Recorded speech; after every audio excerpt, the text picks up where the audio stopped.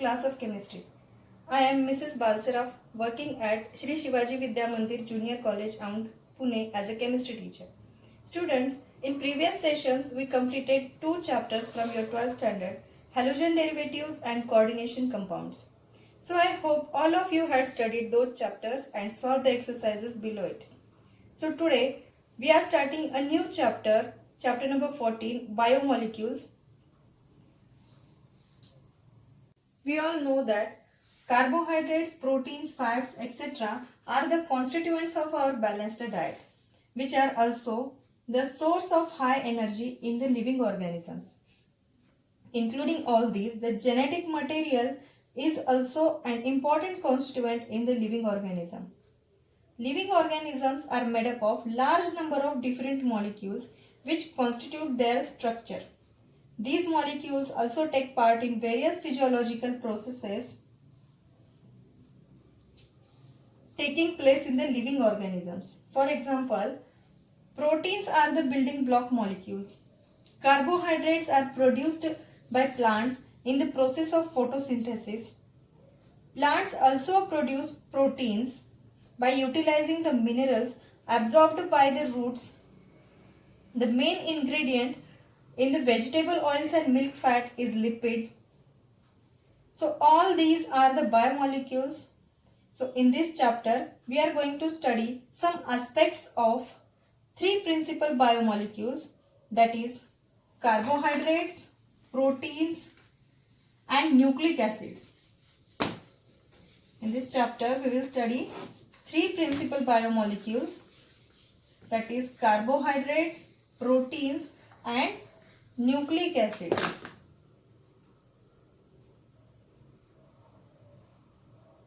Proteins and nucleic acids. So let's start with the carbohydrates first. The term carbohydrates was first used to represent hydrates of carbon in those compounds which contain carbon, hydrogen and oxygen. Carbohydrates includes major class of naturally occurring organic compounds like starch, cellulose, cotton, honey, potato and milk sugars. Carbohydrates are the essential part in metabolism of all living organisms. Some carbohydrates are major part of our diet, for example glucose, starch, etc. Some carbohydrates like glucose, fructose are sweet in taste and are called as sugars. The most common sugar which we use is sucrose, which is obtained from the sugarcane or sugar beet. The type of sugar found in the milk is lactose. In Greek language, the sugar is also called as saccharon, and therefore the carbohydrates are also called as saccharides. In carbohydrates, the two elements hydrogen and oxygen are present in the ratio 2:1 as in the water molecule, and therefore carbohydrates are also called as hydrates of carbon.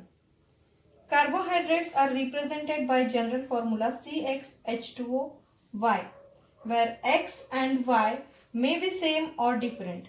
For example, glucose C6H12O6, which can be written as C6H2O6. Here X and Y, that is carbon 6 and H2O6, are same. Second example, C12H22O11, that is sucrose, which can also be written as C12H2O11. Here X and Y are different. Structurally, carbohydrates are polyfunctional compounds which contains two functional groups, hydroxyl group and carbonyl group. Therefore, the carbohydrates are also called as polyhydroxyaldehydes or polyhydroxyketones, or the compounds which results in such units, that is polyhydroxyaldehydes and polyhydroxyketones on hydrolysis. Carbohydrates have at least one asymmetric carbon atom in their molecule which are converted into these on hydrolysis. So next point of carbohydrates is classification and nomenclature of carbohydrates that we will discuss in next video.